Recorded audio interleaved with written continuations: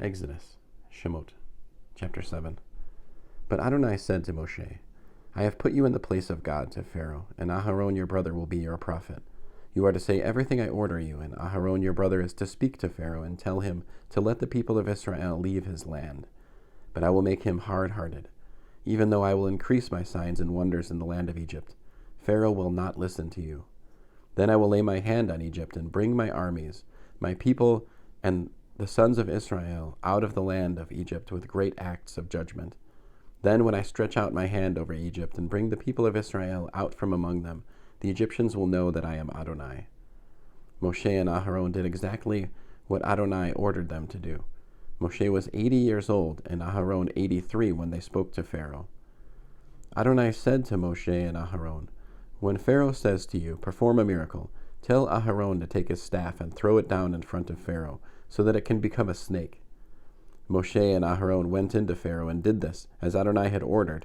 Aharon threw down his staff in front of Pharaoh and his servants, and it turned into a snake. But Pharaoh in turn called for the sages and sorcerers, and they too threw his staff down, and they turned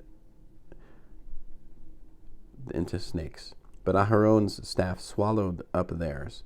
Nevertheless, Pharaoh was made hard-hearted, and he didn't listen to them, as Adonai had said would happen. Adonai said to Moshe, Pharaoh is stubborn. He refuses to let the people go. Go to Pharaoh in the morning when he goes out to the water.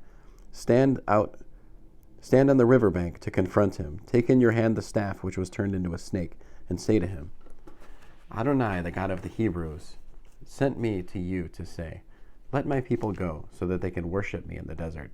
But until now you haven't listened. So Adonai says, this will let you know that I am Adonai. I will take the staff in my hand and strike the water in the river, and it will be turned into blood.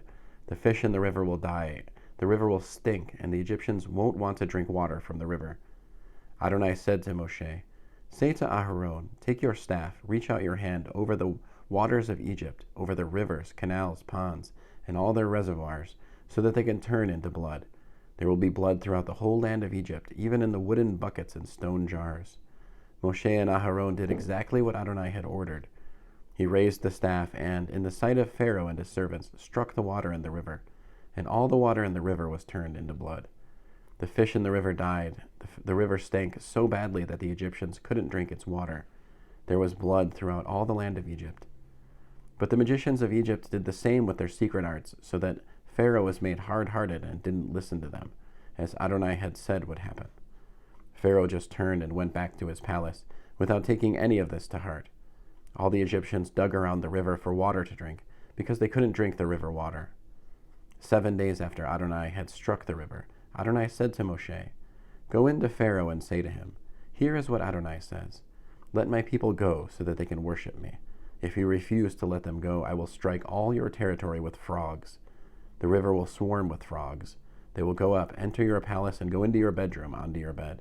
They will enter the houses of your servants and your people, and go into your ovens and kneading bowls. The frogs will climb all over you, your people, and your servants. End of Exodus, chapter 7.